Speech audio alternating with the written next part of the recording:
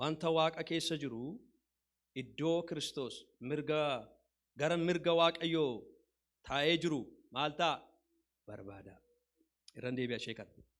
Egaa Kiristoosii wajjin du'aa erga kaafamtanii wanta waaqa keessa iddoo Kiristoos gara mirga waaqayyoo taa'ee jiru barbaada. Yaada garaa keessanii wanta waaqa irratti jirutti hidhaa malee wanta lafarra jirutti maal hin ta'inaa hin hidhinaa. Irran deebi'a ishee kanas akka gaariitti akkasiin hubattaniif akka daraa keessa macaafa qulqulluu baafadhaa akka jedhamaan ta'e. Yaada garaa keessanii wanta waaqa irra jirutti hidhaa malee wanta lafarra jirutti hin hidhinaa. Isin duutaniittu jireenyi keessan Kiristoosii wajjiniin waaqayyo keessa maal ta'eera dhokateera. Irran deebi'a ishee kanas akka gaariitti akkasiin hubattan. Isin duutaniittu jireenyi keessan Kiristoosii wajjiniin waaqayyo keessa maal ta'eera dhokateera. Kiristoos inni jireenya nuuf ta'e yemmuu mul'atu isin immoo isaa wajjiniin ulfinaan mul'achuudhaaf maal jirtu. Egaa yaada keessanii wanta lafarra jirutti hin hidhanaa. Alalummaa fi xuraa'ummaa, kajeellaa fi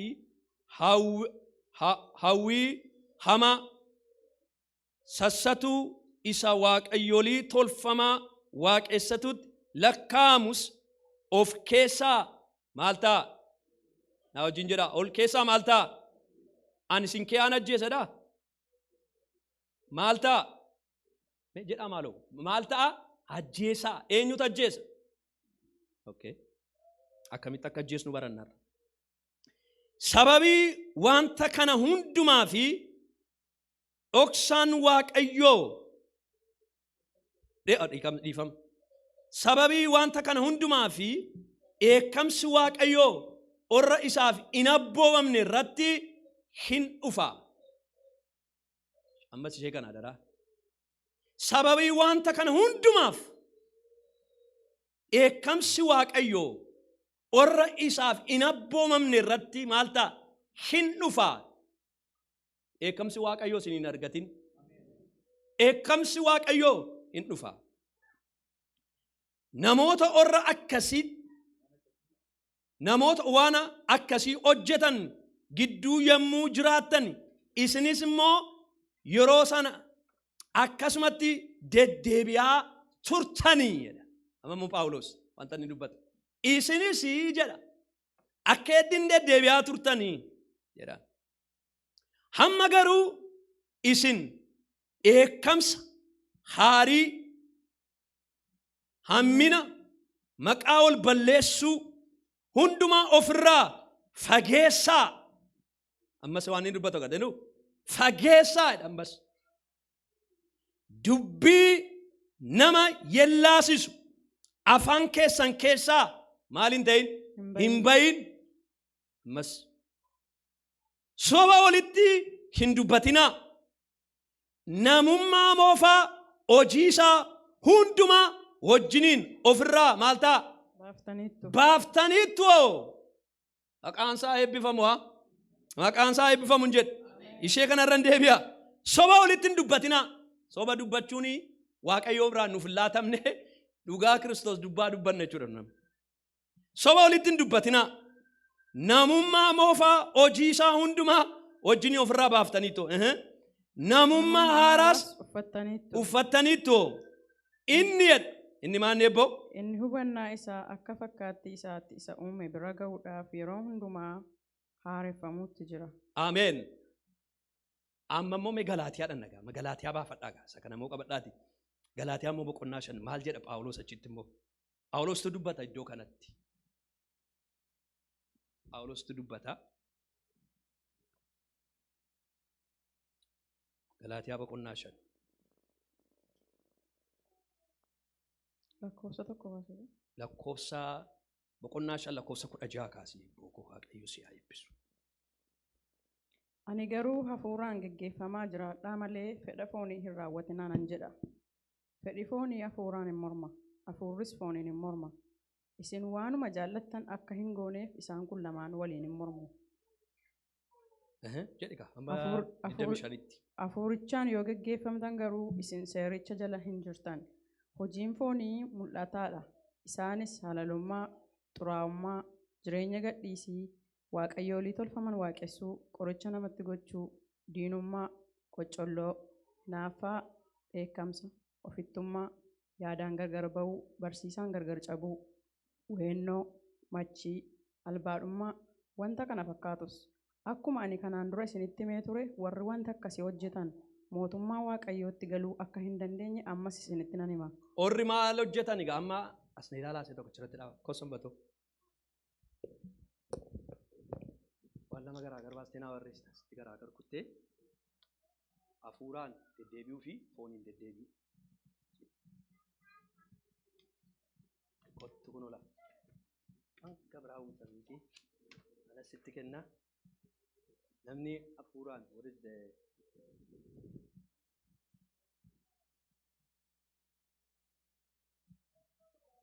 hafuuraan deddeebi'u mata duree isaati kuni Qolaasiyaas kuni ergaan fooniin deddeebi'u okay deddeebi'u eeshi gabaabsee barreessi tokkoffaa asitti barreessi fooniin deddeebi'u tokkoffaa maal halalummaa tokko dhii halalummaa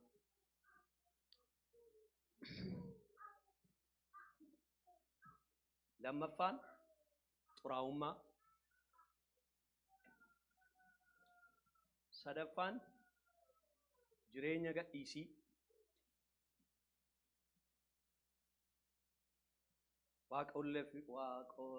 waaqayyoolii tolfamaa waaqeffachuu shanaffaa arfaffaadhaan gabaabsii waaqayyoolii tolfamaa waaqeffachuu.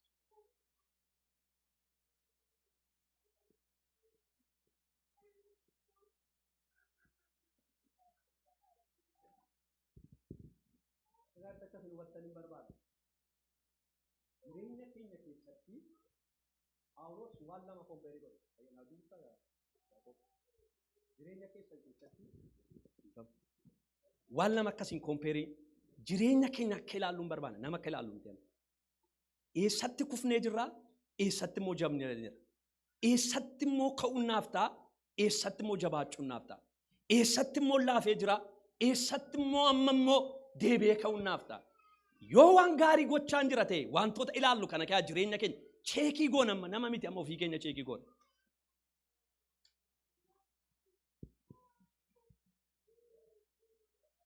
Qoccolloo torbaffaa.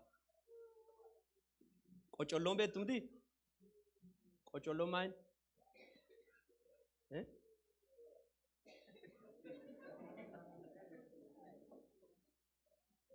Hinaaffaa. Nagaa nama dhawwachuu jechuudha. Abbaan manaa tokko tokko ba'ees galees haadha manaasaa maal godha? Waamantu bishaan maal ta'e namoota. Kuni hafuura baay'isawina. Dhagaa akka gaariitti maalu qoosaan isinti fakkaatina. Teestii akkasiin gootan jireenya keessan hin barbaada. Hinaaffaa. Kudhanaffaa jetteta oftummaa. Ishee abbi sanbataa. Yaadaan garaagar ba'u. Waaqayyo biraa mitiin kun. Baay'ee irraa yaada waaqayyoo torri jettan irraa yaada waaqayyoo miti yaada seexanaa akka ta'e wangeelli nutti hima kun. Hafuurri waaqayyoo yaadaan garaagar nama hin baasu. Walitti nama fidaa. Barsiisaa. Barsiisaan garaagar waaqayyoo si abbisan boqo qubee sirriitti dandeessa. Amma immoo hafuuraan nama barreessita. Barsiisa garaagar barsiisaan garaagar ba'u. Barsiisaan garaagar ba'u. Okay. Amma immoo hafuuraan deddeebi'u jaalala. Tokkoffaa jaalala.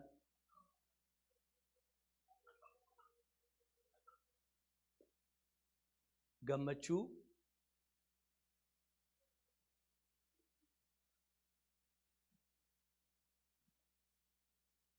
nagaa,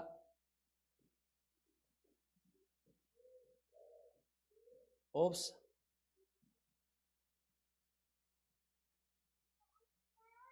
gaarummaa,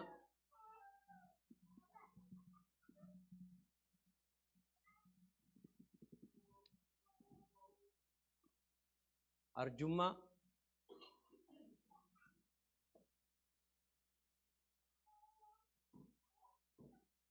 asirratti dhiisuu ni danda'an ture. Kan sammuun keessan dubbisaa eessatti akka kuufnee jirru akka barruuf. Amanamummaa, arjummaa, amanamummaa,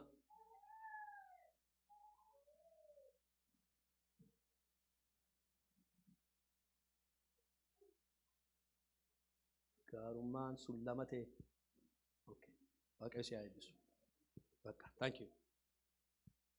All right. Amma waaqayyo amma gaa. Amma tokko gooftaan si haa eebbisu. Amma wajjin ilaalla. Naa kennishe. Ulfaata. Eebbifame. Namni makiinaa qabnu hundumti keenya. Makiinaan keenya yeroo tabalaasha'u injiinii isaa keessaa maal nuun jedha yeroo tokko tokko. Cheekii jedhamti makiinaa qabdu waan ta'eef. Cheekii kan inni jedhu makiinaan deemaa meera garuu baay'ee wayi. Makiinaan immoo oofnaa iddoo barbaanne hin dhannaa waan barbaanne ittiin goona gabaa keenyas hin dhannaa waldaas ittiin dhufnaa waama barbaanne goona. Garuu makiinaa sanarra maaltu jira? Cheekii godheedha. Maal jechaa jira? Deemaa jirta malee makiinaan kun rakkina qabaati kanaaf garaajii geessiiti abbishufaa biratti ilaalalsiisi makiinaa kee kana rakkina qabdi. Jechaadha. Rakkinni ishee immoo kan inni beekamuu danda'u eessatti yoo geessanidha. Garaajiitti yoo dhaqxan duwwaati rakkinni makiinaa keetii wayii bilooni xinnoo tokkotu kan hundumaa sitti xabbaqa akkati cheekedhee si jeeqa waan ta'eef baduu danda'a. Wayii gommaa hidhuu wayii immoo wanta shiboo tokko tol gadhiisee jira waan ta'eef shiboo sana fuudhanii walitti gashaniitu maal godha jechuudha. Makiinaa kanarraatti cheekiin kan jedhamu maal ta'a hin bada jechuudhaan. Makiinaan sun maal taatee deemuu jalqabde jechuudha sammuu keessan keetti nagaa taatee deemuu jalqabde jechuudhaan. Silayyuu nagaa turte garuu nagaa kan dhawwate waamuma xinnoo tokkotu nagaa ishee dhawwate malee makiinaan kun gaarii maam deemaa meerti mammayyuu. Obboloota koo jireenyi kiristinnaa akkas. Waldaa dhufuu dandeenya, waaqeffachuu dandeenya, kornee keenya kennuu dandeenya, wanta namni godhu hundumaa gochuu dandeenya. Garuu yeroo nun dhaabbannee jireenya keenya cheekii gochuu qabnu immoo jira. Cheekii koo kan nutu goonu nutu gochuu qaba malee Waaqayyo si'a tokko wangeela keessatti jireenya keenya maaliin akka cheekii gochuun nuuf ta'u nuttumee jira jechuudhaan. Eessatti immoo dhannee cheekii goonaa jireenya keenya dubbii sagalee Waaqayyooti. Dubbiin sagalee Waaqayyoo iddoo nuun itti dhannee jireenyi keenya Waaqayyo wajjin jira moo Waaqayyo wajjin hin jiru jennee itti of ilaallee of sirreessannee jiraachuudhaaf jira. Maaliif destinii qabna waan ta'eef. Destinii keenyarraa moo wantoonni nu hammisan jiru. Kiristoosin duwwaa beettee mootummaa Waaqayyootti hin galtu waan ta'eef jireenyi kee hin qajeelle taanaan deemsi kee hin qajeelle taanaan mootummaa Waaqayyootti hin galtu waan ta'eef of ilaaluun kan koof kan keessan jechuudhaan. Raafi arra dubbii sagalee Waaqayyoo lamaan irraati ilaallee Phaawulos iddoo lamatti waan dinqii nutti hima.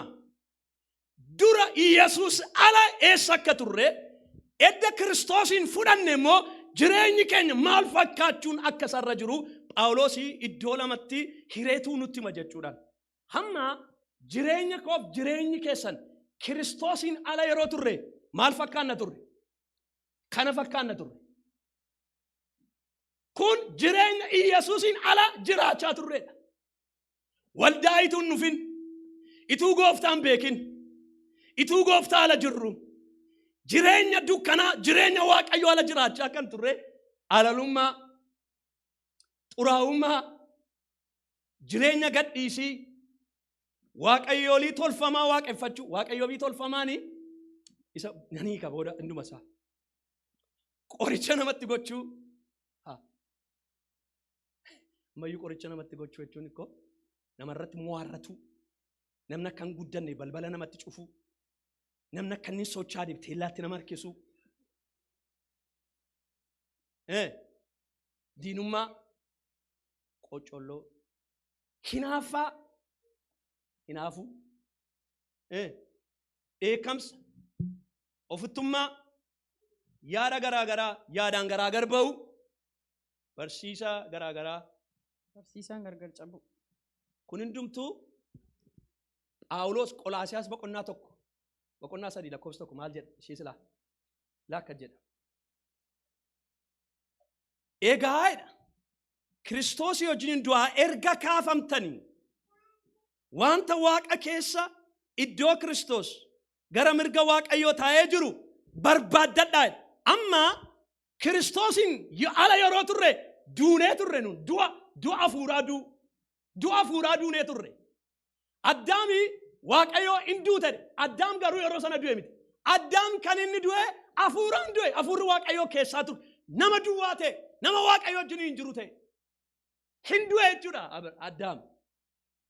Duutanii turtanii Kiristoosin ala yeroo jiraachaa turtanii Phaawulos warra Qolaasiyaasiin duutanii turtanii isinii jireenyi keessan du'aa ture. Du'aa ta'uu keessan irraan kan ka'e immoo jireenyi keessanii foon keessanii kana qaba ture jedhan. Jireenya xuraa'ummaa Waaqayyootti hin tolle, Waaqayyoon hin gammachiisne. Jireenya halalummaa gadhiisee jechuudha. Akka barbaade dubbataa, akka barbaade nyaataa, akka barbaade uffataa, waan barbaade godha ture. Namni sin gaggeessu hin turre. Because Kiristoosin ala yeroo turtanii halalummaa nama gadhiisiitti jiraatu jechuudha. Jireenya gadhiisii qabdu turtaniidha. Waaqayyoolii tolfamaa mee obboloota kun dhagaa hammayyuu namni ituu waldaa keessa jiru waaqayyoolii tolfamaa kan itti ta'u jira. Beektu kan waaqayyoolii tolfamaa jechuun waaqayyoo dura wanta sin jaallatan waaqayyoo lammaffaa sadaffaa amma dheengadda obboleessi keenya diraamaa yeroo hojjetu maal godhe beekumsa qabeenyaa maayin silxaana dubartii haadha manaa Yesuusin baasu jechuudha. Waaqayyoolii tolfamaan kana hundumaa ta'uu danda'a. Waaqayyoolii tolfamaa arras namni qaba waldaa keessa. Birrii kee Yesuus caalaa jaallatte taanaan Waaqa tolfamaadha siif. Ijoollee kee Yesuus caalaa jaallatte taanaan Waaqa tolfamaadha siif. Abbaa manaa kee haadha manaa kee Yesuus caalaa jaallatte taanaan Waaqa tolfamaadha siif. Waaqi tolfamaan Waaqayyoo alatti wanta nuun mararfannu isa malee jiraachuu hin danda'u. Wanta nuun jennu hundumtu Waaqa tolfamaadha. Kiristoosin ala yeroo turre Waaqa tolfamaa kanaan geggeeffamaa turre nun. Kuni amala nama jireenya moofaa jiraatudha jechuudha. Jireenya moofaa keessaatii gara Kiristoos gara jireenya isa ta'etti dhufne gaama. Jireenya kana jiraannaa turre. Yesuusin immoo yommuu fudhanne Phaawulos immoo Galaatiyaa boqonnaa 5 irratti akkana jedhee dubbata. Hamma garuu maaliin deddeebi'aa? Hafuuraan deddeebi'aa jedhan. Namni hafuura Waaqayyoon deddeebi'u, namni hafuurri Waaqayyoo keessa jiru, ani hafuura Waaqayyoon na keessa jira jedhee namni dubbachuu danda'u afaan haaraa dubbata miti. Afaan haaraa dubbachaa kan hin qaban namoonni baay'ee. Afaan haaraa dubbachuu jechuun Waaqayyo si keessa jiraachuu miti. Shamaddaddee dubbachuu dandeessa. Faarfannaa namni faarfatus dhaabadhee faarfadhee fi kan hin qabu taanaan hafuurri Waaqayyoo na keessa jiru. Because hafuurri Waaqayyoo namni keessa jiru amala kana qabaachuu qaba. Namni hafuurra Waaqayyoon hin geggeeffama jedhu hundumtu amalli kun irra jiraachuutu irra jira. This is what the Bible say. Kana macaafni qulqulluun kan inni dubbatu. Jaalala hin qabu ta'ennaan ani nama akka maali ta'edha sagalee Waaqayyoo. Nama akka dubbee dubbu jedhuudhaan. Jaalalli si keessan jiru taanaan hin iyyita malee iyyi kee kanan darbu. Faarfannaan kee kanan darbu, kadhannaan kee kanan darbu, waan ati gootu hundumtu feekiidha. Jaalalli hundee waan hundumaati yaa. Mootummaa Waaqayyoo keessaa wanti nama ammisu inni guddaa yoo jiraate jaalala dhabuudha. Dhugaa Waaqayyoon sinitti himaa. Jaalala dhabuu korraan kan kee, sinjibbuu korraan kan kee. Namni baay'een Waaqayyoon nan jaalladhaan. Waaqayyo garuu akkana jedhe. Obboleessa kee isa si bira jiru ituu ijaan hin argine, anaan isaan ija argine. Maal gochuun jaallatu? Jaallachuu hin dandeessu. Sinittiin himaa arra of hin goyyomsinaa waaqayyoon nan jaalladhe jechaa obboleessa kee jibbitanaan mootummaa waaqayyootti hin galtu. Ana jedha miti. Wangeela keenya ergaa Yohaannis dubbate. Maaliin godhan? Hin jibbita taanaan hin galtu. Mootummaa waaqayyoo keessaa si dhowwa jaalala hin qabdu ta'ennaan. Do you have love? Jaalala jechuun maal jechuudha beektu? Phaawulosi waa'ee jaalalaa Qorontos irratti yeroo waa'ee gaa'ilatti dubbatama. Wanti kun miti yeroo gaa'ilaa Qorontos duraa boqonnaa 13 yeroo bakka xiqsii abbaa manaa fadha manaas filannu hundumti keenya ishee filanne. Jaalalli maal amallisaa? Jaalalli maal? Hin obsa. Mitiire? Qorontosii naa baasaa. Qorontos duraa boqonnaa 13. Allaatan yaasaba waaqayyoo. Hafuurri waaqayyoo sin keessa jira taanaan kan dhaan mala. Eessatti cheekii of gochuu qabna. Cheekii godhaa. Jireenya koo keessa kana jira taanaan kana keessaa ba'uudhaaf maal gochuu naaf ta'a? Waaqayyoon kadhadhee hafuura isaa kana gad. Jireenyi koo hafuura waaqayyoon geggeeffamaa jira taanaan kunnarra jiraa'oo. Jaalala qabaa. Gammachuu qabaa. Nagaa qabaa. Obsa qabaa. Gaarummaa. Arjummaa beechuun beektu nama rakkate gargaaru namni tokko qaa Yesuus Kiristoos waa baasuun jaallatu. Manfasi koonee qabaam dhabee moo miti nama gargaara yoo dhani. Nan dhufa. Mo'artummaan kun maqaa Yesuus isinirraa cabu. Harjummaanii hafuurri waaqayyoo maal sin godha beektu? Ayyaa hafuura waaqayyoo. Hafuurri waaqayyoo garaa namaa laafuu qabdu. Hafuurri waaqayyoo garaa namaa gadduu qabdu. Hafuurri waaqayyoo garaa arjoomu namni tokko kennaa babaqa. Hin arjooma horiisa. Namni arjummaan waaqayyoo si eebbise hafuurri waaqayyoo si keessa jira. Afaan haaraa yoo naasoftu ta'e kuyyoo sirra jiraate hafuurri waaqayyoo sirra jira.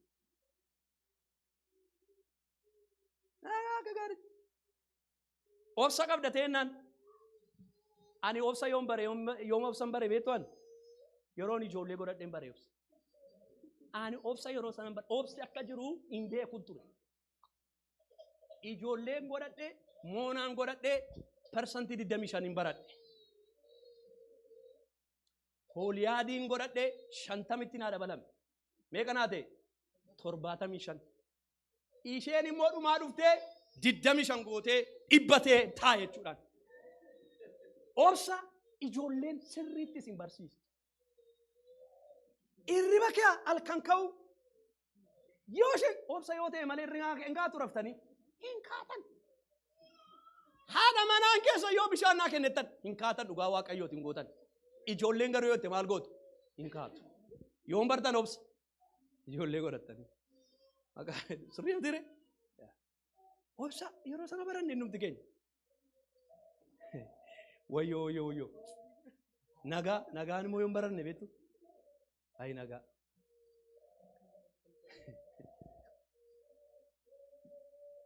Jireenyi nagaa haadha manaan nagaa namaaf hin laattu. Ijoolleen nagaa namaaf hin laatan. Mana gaarii viillaa guddaa keessa jiraachuun nagaa namaaf hin laatu. Ituu nagaa namaaf laatate horri har'a Haliwuudiitii of ajjeesan nama ajjeesan nagaa argatu turan. Nagaan konneekshinii hafuura waaqayyoon dhufurraatii waaqayyoo keessa keenyatti dhangalaasa. Nagaan yeroo sana jira. Hafuura maaliin jira nagaan? Hafuura waaqayyoo yeroo deddeebitu nagaa qabdu. Namni hin bu'aam ati nagaa qabdu. Namni hin gad Abrahaam ikkoo waan nama dhibu keeyaati. Abrahaamii bara beelli jirutti jedhama sagalee waaqayyoo. Beelli jira, rakkinni jira, gidiraan jira. Inni immoo baruma sana keessa maal godhe? Hin facaafateedha. Baruma sana keessa maal godhe? Dachaa galfateedha. Sagalee waaqayyoo. Maaliif? Abrahaam waan argurra ija isaan godhanne wanta televiziiniin dubbaturra miti Abrahaam. Wanta olii dhufurraa sagalee oliirraa dhufurraati. Hafuura olii dhufurraati. Ija isaa kaatee jira waan ta'eef Abrahaam haalli hin ta'in haalli waan mul'atu namatti hin tolin iji isaa isarra jira waan ta'eef dachaa lama galfateedha. Seedinti nimaa obboloota koo hafuura waaqayyoon yeroo geggeeffamuu jalqabdanii namni nagaa dhabaa manni kee nagaadha. Jireenyi kee nagaadha. Maal akka nagaa sii kennan beektu? Ati garuu nagaa qabda hin kolfita. Namni hin bu'a ati immoo hin kolfita. Maaltu si boonsi? Namni koroo tokko maaliif kolfitaa siin jedha? Jaallattee miti. Wanti nama boosisu dhibamee miti. Iyyesuustuu nagaa keessii ta'e. Maqaansaa eebbifamu. Maali irruu dhabnee miti. Iyyesuustu jireenya keenya irruu keenya guute. Akka nuun isa yaadne nu godhe. Akka nuun isa yaadne nu godhe Iyyesuus. Hirruu kee akka ni yaadne akkati isa yaaddee jiraattu kan si godhu yeroo hafuurri Waaqayyoo mana kee geggeessuu jalqabu. Maaloo hafuura Waaqayyoon geggeeffama. Hafuura Waaqayyoo jireenya keessan keetti shaakala. Maaloo hafuura Waaqayyoo guyyaa guyyaan haasaa wajjiniin hafuurri Waaqayyoo guyyaa tokko duwwaa guutamnee rafna miti. Guyyaa guyyaan guutamuu qabu. Amma gaa arjummaa amanamummaa isa kam amma kan nutti irratu mee amma namatti hin dubbatinaa kan namaa sinaa seenaa kan ilaalaa kan immoo ilaalaa isa kam qabdaa isa kam hin qabdu isa kam of keessaa balleessuu barbaaddaa isa kam immoo ofitti gashuu barbaadda jaalala qabdaa hin dubbatin ofii keettiin jaalala hin qabaan jaalala sinii qabaan haadha manaa koof jaalala qabaan obboleessa wajjin waaqeffadhu nan jaalladhaan hollaa koo nan jaalladhaan qaba ofitti hin deebisa gammachuu qabaan ofitti hin deebisa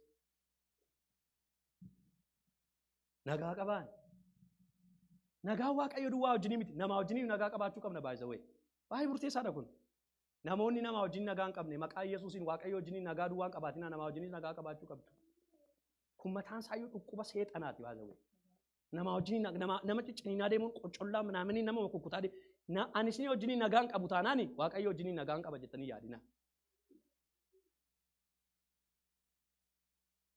maali laafii darba baree waan tokko sin cimaa jireenya koo irratti garumsa sinii ta'a immoo hin dubbadhees immoo garuu haadha manaa keessanii wajjin ol gadditanii haxanii rafinaa obboloota amma fixxanitti deebitanii ka'uu dhiisuu dandeessu maaltu beekachumaan yoo haftan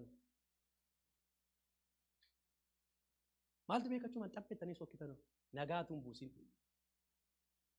as keessa sin gashuu irra moo si gashuu wayya miti isa kan barbaadu jireenya bara baraa wayyuure warri kana qaban jireenya bara baraan qaban ana jedha miti wangeela jedha laa akka jedha dhugaa Galaatiyaa boqonnaa 5 eeboo akkasin jedhu warri kana qaban maaliin qabanedha jireenya bara baraan qaban warri kana qaban warri amalli kun jireenya isaanii irra jiru jireenya bara bara hin qabanedha sagalee Waaqayyo jireenya bara bara kan namaa kennu waldaa dhufuu duwwaatu hin ta'in jireenya kana qabaachuu torban kana waa yaadaan ture yeroon kanatti keessa kootti qophaa waan lamatu hin jedheen ofuma koo hin dubbadha namni waan lamaaf mootummaa Waaqayyoo keessa afuu danda'a jedhee mayyaadha ofuma kootti yeroo lallabu tokko Yesuusin wallaaluusaa lammaffaa jaalala dhabuurra because jaalalli baay'ee murteessaadha baay'ee Waaqayyo amma biyya lafaa jaallatutti maal godheedha hilma isaa kenneedha kan isatti amanan hundumtu immoo jireenya bara bara haa qabaataniif edda jedhee jaalala dhabuun jireenya bara baraa keessaa maal nama godha nama baasa namni nama jibbitu har'a sitti nima mootummaa Waaqayyootti hin galtu deebii nama jaalladhu maaliif beektu ani nama jibbee beeka an dhugaan sinitti hima Xoomaaf sagadaan of kiyaa balleesseera namatti bakka nama namiidhe jibbee arguma yoo Waaqayyo na keessaa kutiin jedhee qat si kiyaa kuta Waaqayyo maaliif beektu hafuurri Waaqayyo hafuura maaliiti hafuura jaalalaati kaa hafuurri jaalalaa yeroo kadhattu si keessa dhufa si keessa gala jibbi iddoo dhabaa deema yeroo hafuurri Waaqayyo jireenya keessan dhuunfatu kun hundumtu ukkoo sokkin jettanim inifattanim ofuma kee yaadabdu dhugaa Waaqayyoon sinitti hima mee waa godhaa mee obboloota hafuura Waaqayyo kadhadhaa hafuura Waaqayyoon jiraadhaa kun iddoo qabataa kun iddoo dhaba sini tokko waan bara gabraa gootanii miti hin dhabdu bakka qocollaa jibba hammeenya holadheessi ol irratti ka'uun sinuma keessaa dibameetu nama sin jibbu jaallachuu jalqabdu nama sin irratti ka'u sin immoo ammachuu jalqabdu maaliif ayyaana Waaqayyo sin ilaatama hafuura Waaqayyo sin ilaatama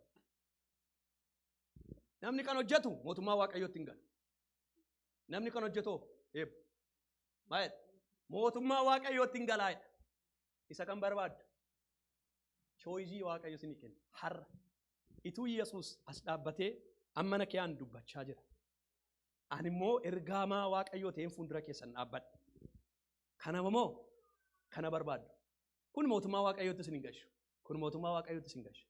Filmaanni kan koof kan keessa. Namni irra baay'ee isaa maaliif goyyomsa beektu obboloota ko. An dhugaa waaqayyoo isinitti hima. Nama isin gaddisiisi. Nama yakkitan yoo jiraatan dhiifama gaafadhaati jiraadhaa. Life is short. Akka torban dhuftu taskiyaati namni deebi'ee dhufu waaqayyo duwwaa beeka. Ndeet an dhugaa isinitti hima. Nama tokko hin beeknu harka keenya waaqayyo harka irra jireenyi keenya. Hamma garuu carraa isiniin dhiifama gaafachuu qaban. Hamma garuu carraa obboleessa koo obboleettii koo dhiifama gaafachuu qaban. Hamma garuu carraa isin jaallachuu qaban. Hamma garuu carraa nama gargaaruu qaban. Ilaamee arjummaa kana mee hafuura arjummaa. Yesuus Kiristoos yeroo biyya lafaa dhufe waa'ee arjummaa tokko isinitti hima. Maatiyus boqonnaa 25 as keessatti fakkaata. Namootatu dhaqaniitu Yesuus Kiristoosiin waa'ee arjummaati. Yesuus akka jedhe fakkeenya yeroon beelee maal hin taane yeroon daarate yoo innaan Yesuus Kiristoos akkuma nama akkasuma jedhamu jabbaree maalii gooftaa atoo ija keetiin sin argine nuunoo ati mana keenya yoon dhuftee nan bode ani koo carraa mallee Maariyaamiif Maartaan argatanii hin arganne Yesuus. Maariyaamiif Maartaan illee carraa argatanii mana keessatti sisamanii isheen tokko si wajjin teesse ani koo kana hin arganne. Baama jennu faanatti fakkaata. Yesuus Kiristoos waan nadhe kana jechuu isaa ta'e yaadan waa'ee arjummaa yeroo yaadu. Obboleessa keessa si bira jiru ilaala amma akka sagalee waaqayyoo itti geeddare gooftaan. Nama si bira jiru yeroo nyaachistu eenyudha? Anaani yoo daara baaste anaani yoo ni dhame na gaafatte anaani nama akka kee kanaaf yoon godhe eeyyee anaaf naaf goote kun immoo mootummaa waaqayyooti siif qophaa'eera kottaa ol galaa.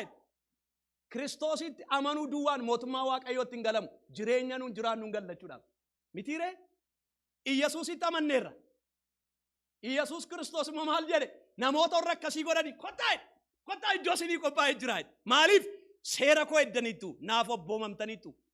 Nama sin bira jiru hin gargaartan taanaani, nama sin bira jiru hin nyaachistan taanaani, nama sin bira jirtuuf waaqayyoo kennaa isinii kenne, qabeenyaa isinii kenne, fayyaa isinii kenne, sin hojjettanii nama taatanii namni amma macaafa qulqulluu keessaa iddoo tokko kan na dhibu namicha isaa karaa irratti rukutamee namoonni itti dhufan yaadattu nuti ani jireenyuma koof jireenya keessa natti fakkaatamu yeroo taa'e namichi karaa irra ciisa.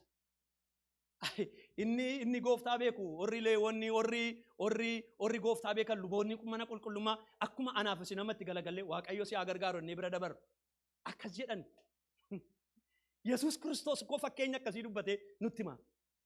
Inni garuu gooftaan beekne fuudhee maal godhe? Harree isaarra kaa'ee maal godhe? Mana namaatti geessee itti kaffalee amma inni fayyuu danda'utti jedhee kana hundumaa godheefiiti jireenya isaa geeddare. Obboleessoo jireenya namaa akkatti geeddartuuf waaqayyo biyya Ameerikaa si fidee biyya kana si kaa'ee biyya kana si jiraachisaa jira. Ofirra darbuudhaa fi afurri kuni si keessa jiraachuutu irra jira. Arjummaa jechuun akka barbaadan immoo baasaa miti. Biyya Ameerikaa maaliif akka isheen eebbifamte beektuu garuu biyyi kuni baajeta biyya kanaa yoo ilaaltan biyyootaaf jedhanii baasu biyya namaa irratti baajeta baasu ijoollee. Biyya rakkataa irratti hoggaadhaa fi baajeta baasu. Maal akkamittiin eebbisu waaqayyo nama akkasii? Lafa akkasitti akkamittiin eebbisu waaqayyo? Rakkataa gargaarradhanii baajeta baasu. Rakkataa gargaaruu miti. Nun baankii keenya keettiitu arginu duuna. Tun nyaatiin achuma keettiitu arginu. Warra Ameerikaa garuu rakkataadhaaf achitti baajeta baasanii kennan. Kanaaf badhaadhummaa kana keef deenu kaayetu waaqayyo. Badhaadhota akka nuun taanu godhe nuun garuu itti fayyadamaas hin jirru. Akkuma achitti inni boonyu sittis inni boonyu maqaa hafuuraan kun. Kun hafuuraan Yesuus kuni hafuura dhugaa waaqayyooti. Kadhadhaa ofirraa cabsaa. Dhugaan sinitti mara. Ilaa kun hafuura cimaadha iyyuu. Ani biyya kana akka itti dhufe naa waaqayyootu beeka. Kadhannaa meeqaan jijjissee kukkutee hadhufee ammas akkasuman taatanan hafuura nakee jira kana nakee of kee baasuu qaba. Asitti gammadee gammachuun koo eenyu ta'uu qaba. Hafuura waaqayyooti. Ameerikaattis hin gammannu taanaan eessatti gammanna? Ameerikaa keessatti gammannee jiraachuu hin dandeenye taanaan achi yeroo dhannoo gammachuu miti achi jireenya bara baraati. Waa'een biyya kanaayyuu hin jiru. Waa'een biilii, waa'een ijoollee, waa'een haadha manaa, waa'een manaaminiin hin jiru achi. Achi koo jireenya bara baraatti galaa deema. Hamma gammaduudhaafi kun sin barbaachisa. Kun baay'ee barbaachisaadha. Okay, kun akkamitti dhufuu danda'a? Kanarraa akkamitti fagaachuu dandeenya? Wanta sadii siniif kenna. Tokkoffaa jireenya kanarraa gara jireenya kanaatti dhufuudhaaf inni jalqabaa jireenya kadhannaa qabaachuu qabna. Tokkoffaan kana. Jireenya maaliin jedhee? Jireenya kadhannaa. Kana keessaa baanee kanatti dhufuudhaaf Waaqayyoon jireenya keenya keessatti kadhannaa gaaffii isinii qaba. Mee namni mana isaa keessatti naan deebisinaa kanas Waaqayyoon kadhatu. Kadhannaan haasa'u garuu nagaan na busheettaa nagaan na oolchii miti. Kun kadhannaa miti. Kadhannaa jechuun silkii cuftee, feesbuukii cuftee, yuutuubii cuftee, neetworkii cuftee, neetworkii duwwaa, isa gubbaa duwwaa bantee Waaqayyo wajjin haasa'u jechuudha. Kadhannaa jechuun sana. Yeroo kana gootu kana keessaa ba'aa deemta. Situ ba'uu barbaade miti. Hafuurri Waaqayyoo sii dhufaa, sii kennamaa, ituun jaallatin gara kanaatti dhufta. Inni jalqabaa maal gochuudha? Jireenya kadhannaa qabaachuu qabda. Kadhadhaa. Maal ta'a? Balbala rukutaa. Eeyyee hin kadhattan taanaan kanan argattan. Arjini jirtu? Nama kadhateetu kana keessaa ba'ee gara kanaatti dhufa. Chaalenjii sin godhan. Mee lafa hojii kee mee deeqaa mee qafaa duraa xixeessa. Yoo xinnaadha. 15 duraa xixeessa miti Waaqayyo si haa eebbisu. Mitiire? Gooftaan si haa eebbisu. Deeqaa 15 duraa ximateessa. Na dhagaa deeqaa meeqa keessa? Namni as keessa jirtan hundumti keessan akkas lafa hojii yeroo dhaqxanii daqiiqaa 15 makiinaan hoo'isaa maaliin godhaa jettanii hattu. Annee gaafa waldaa dhuftan hafuurri kana sin kee rukutu maayinni. Hafuurri lafa hojiitti makiinaan hoo'isa daqiiqaa 30 dhaqee makiinaa keessa qorraan isa yuukkoo qorra ishee dandeessanii. Waldaa leettii sin godhee ooyina kana kee injooyinaa kan sin godhu maayin. Hafuura ajjiree sana. Har'a cabuu qaba kun hundumtu cabuu qaba dargaggeessaan dhaggeeffadhu. Waaqayyo karaa baay'ee si wajjiniin deemee na fidi jettee diiviin isaan haadha manaanis abbaa manaanis dhuftee kana jiru. Na dhagaa hundumti keessan. Kiristoosii irraa kan fagaattan jireenyi kadhannaa sin keetti kan du'e. Back to that. Deebii gara sanatti ulfinni kee, bareedinni kee, miidhaginni kee isa. Simboon jireenya kee isa. Dhiistee deemta kana hundumaa.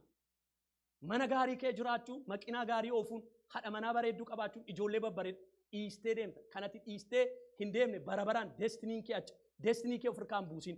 Kadhadhu Waaqayyoon jireenya kadhannaa kadhadhu.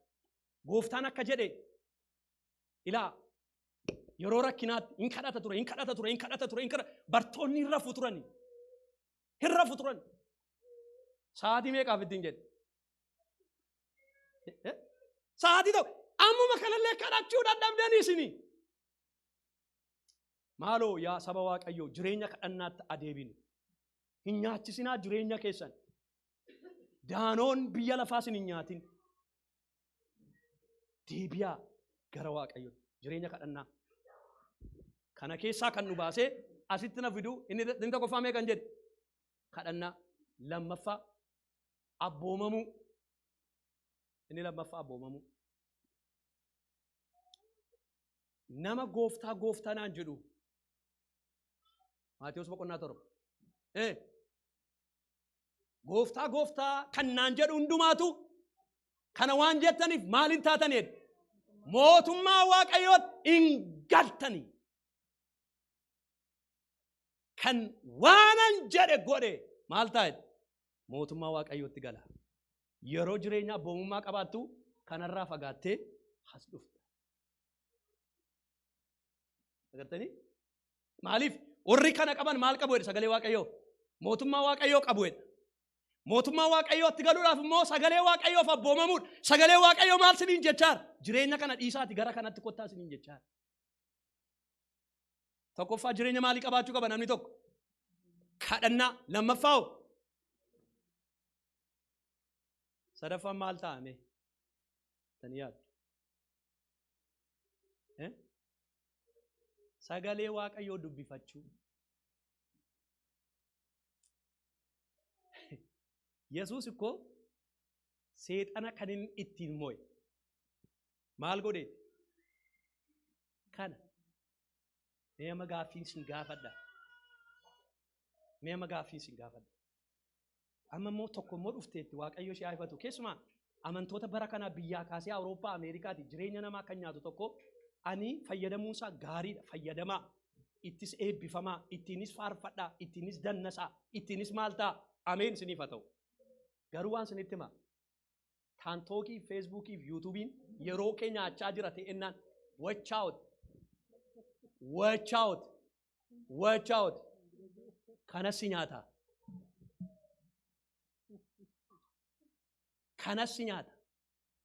Kanaaf yeroo hin qabdu ta'ennaan jireenyi kee sagalee waaqayyoo ani koo namni baay'een daqiiqaa 5 faarfannaa banate dhedheetu kanatu dubbifate maqaa Yesuus Kiristoosiin. Nama jibbuurraa adda ba'a, sobarraa adda ba'a, hameerraa adda ba'a, jibbarraa adda ba'a. Kana gadii dubbifaa abbo. Achirra dhaabbatanii faarfannaa namni tokko faarfate bannee faarfachuun nothing jireenya kee hin geeddaru. Maal tokko sin hin geeddaru, an dhugaan sinitti maara, sin gargaara waan an sinitti himu. Jireenya kee kan geeddaru kana laa. Jireenya kee kan geeddaru kana. Kana. Faarfannaa bana ni dannasuun nama hin geeddaru. Eenyus geeddareen beeku seexanayyuu waan namni itti goyyomu tokko sinitti himu. Seexanni koo maal ture beektu? Daansenyaa cimaa ture. Daansenyaa cimaa, faarfataa cimaa, waaqarraati gadi isa darbate.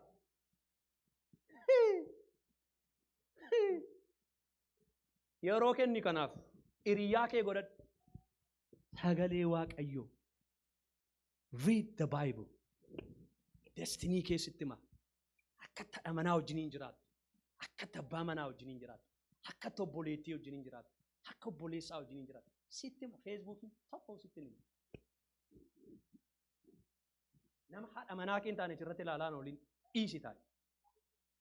Nama abbaa manaa kee hin taane achirratti ilaalaan dhiisi taa'e. Uffata namaa achirratti ilaaltanii hin hawwinaa dhiisaa ta'a sin hin gargaaru kana gaabala. Mana maayii dhaqmillee.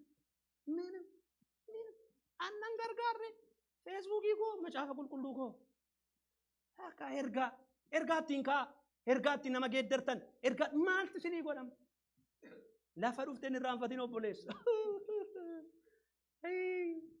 ayyaa bara sana bara namni si bira darbe Yesuus si bira hin darbine bara namni hundumtuu dudda sitti galagalche Yesuus dudda achii si kaasee ati koo jedham sagalee waaqayyoo dhiiga keessa ituuti gangalattee jirtu nama garaa siif laafullee dhabdee turte ani garuu jedhe waaqayyo gooftaan macaa ani garuu garaan sii laafeem nan irraanfatiin sin jechuu isaati har'a jireenya har'a waaqayyo gooftaan macaa kan keenya kana nurraa xaragee nu bareechee nu miidhessee as nu fidee asittis waaqayyoof yeroo dhamne duwwayya kanarra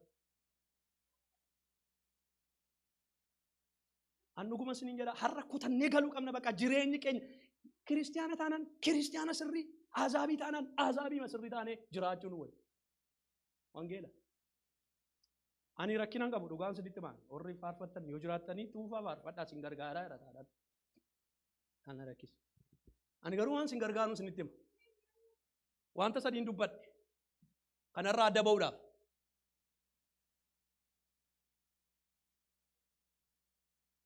waa sinitti meen darbame afur waaqayyo wanta siif hin laatamne hin hawwin ragaarta jechicharra deebi'u kan kee kan hin taane hin hawwin hawwiin eessaa dhufa maalirraa dhufa arguurraa dhufa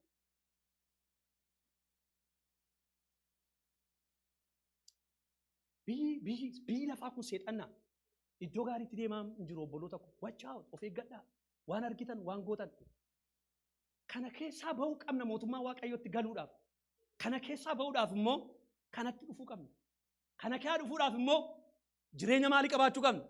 Kadhannaa qabaachuu qabna.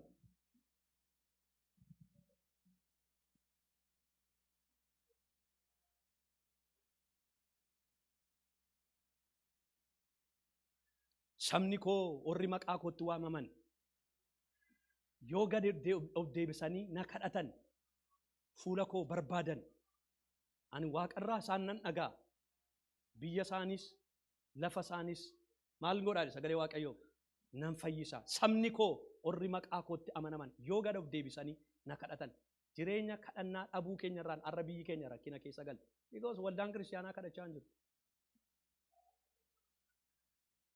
Hin qabnu jireenya kadhannaa mana keenya keessa kadhannaan hin jiru ijoollee keenyaaf hin kadhannu. Chaalenjii sin godhamee dhugaadhamee anaan deebisinaa qabnaa jireenya kadhannaa dhugaa akka biyyatti kadhannutti hin kadhannaa. Yeroo immoo dhabne yoo naan jettan hin dhabne yeroo kan akka keessan yeroo qabu iyyuu hin jiru. Waaqayyoon haa galatu. Haati meeqa ta'e? Haati meeqa? 12 ishi nan fixa kanaan fixee bu'a. Kana wayya moo kana wayya? Isa kana filannu? Isa kana nu wayyaa? Gaafii sin gaafadhee naa deebisa. Isa kana nu wayyaan jedhe. Kanatti kaansilii goonee dabarraara. Walii gallee dhaabadhaa na fixa.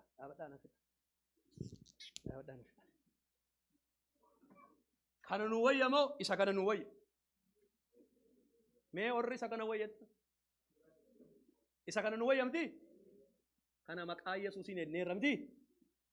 Kanatti dhufuuf garuu maqaa Yesuus duwwaa jechuun hin barbaachisu. Goyyoominaa immoo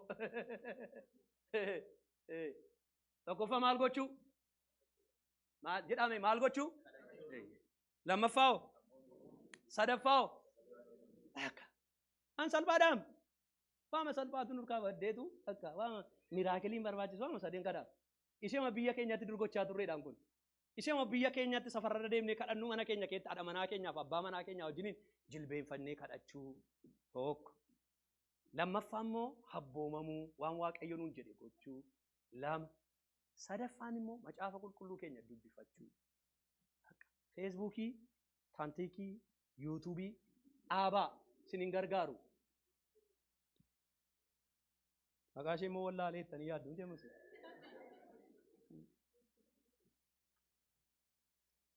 Beektu akka maqaa ishee beeku. Maallaa godha maqaa namaa hunda gora moodha kan baree maallaa fayyadan. Waan nama gargaarre nama keessaa abadoo ammayyuu. Hin qalladinaa jireenyatti. Nan fixa. Hin qoosinaa. Hin qoosinaa. Abiddatti hin qoosinaa. Naaf. Hafuura Waaqayyoo, hafuura nagaatii, kan haara galfiitii, namni nagamoo, naani hin latu, hin lalisaa, nanatu. Jedhame ijoollee.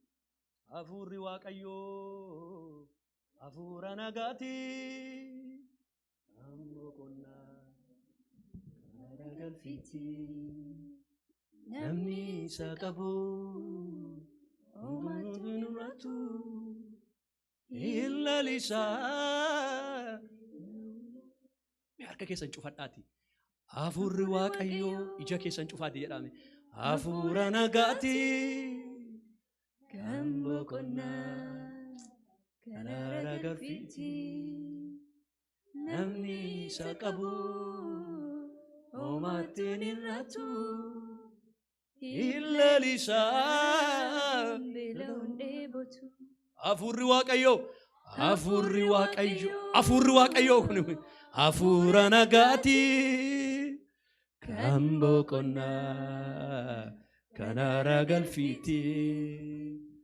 Namni isa qabu uumaatu nuratu illalisaa. Amen, amen. Illalisaa. Namni eenyu qabu? Hafuura Waaqayyoo qabu. Illalista maqaa Yesuusiin. Hafuurri Waaqayyoo si keessa agalu. Hafuurri jireenya kee akkati lalistu si godhu si keessa agalu. Hafuurri Waaqayyoo arraa kaasee jireenya kee bituu jalqabu. Afuurri Waaqayyoo irraa kaasee si geggeessuu jalqabu. Afuurri Waaqayyoo irraa kaasee mana kee geggeessuu jalqabu. Afuurri Waaqayyoo irraa kaasee namummaa kee bituu jalqabu. Yesus. Afuura Waaqayyoo kana. Afuura Waaqayyoo. Gargaarsa kee barbaanna. Si jiraachuu barbaanna. Si buluu barbaanna. Abbaa amma ganama kana maqaa Yesuusiin afuurri kun kan nutti galee haa ta'u. Afuurri kee inni du'aa boollaa kaasu. Afuurri kee isa fooliitti godhu ganama kana maqaa Yesuusiin nuuf kan laatame haa ta'u. Lafeen kun jireenyatti jiraachuu danda'u jennaan gooftaa si duwwaatu beekaa innaan afuurri kee dhufee itti galee lafeen ol qabate hidda godhate foon godhate har'a yaa Waaqayyoo jireenyi laafe humna afuura kee dhufeen maqaa Yesuusiin jireenya godhachuu jalqabu. Deemuu jalqabu. Socho'uu jalqabu. Ija godhachuu jalqabu. Jaalalli irraa haa mul'atu. Gammachuun irraa haa mul'atu. Nagaan irraa haa mul'atu. Obsi irraa haa mul'atu. Gaarummaan irraa haa mul'atu. Arjummaan irraa haa mul'atu. Amanummaan irraa haa mul'atu. Yesuus afuura keetiin jireenyi keenya kanaan guutamu. Olii keenyaaf nagaa qabaannu. Olii keenyaa jaallannu. Olii keenyaaf arjummaa haa qabaannu. Nu gargaari gaa. Bineensicha akka nu nyaanneef nu gargaari. Qullaa taanee argamnee yaa Waaqayyo akka hin banneef nu gargaari. Maaloo gooftaa ganama kana saba kanas anaanis na gargaari. Bara nuun keessa jirru bara dhumaa bara sodaachisaadha.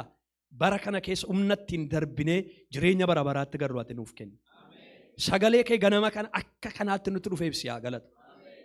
Si jaallanne Yesuus. Jaalallee dhugaa keenya. Michuu dhugaa keenya.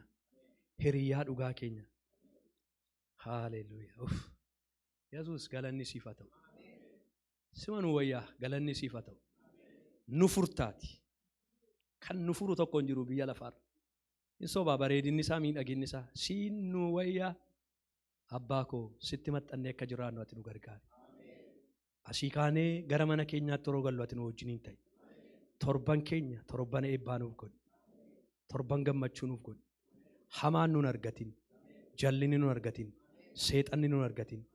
Eebbifame. Maqaa Yesuusiin. Ameen. Yaa abbaa keenya. Waaqarra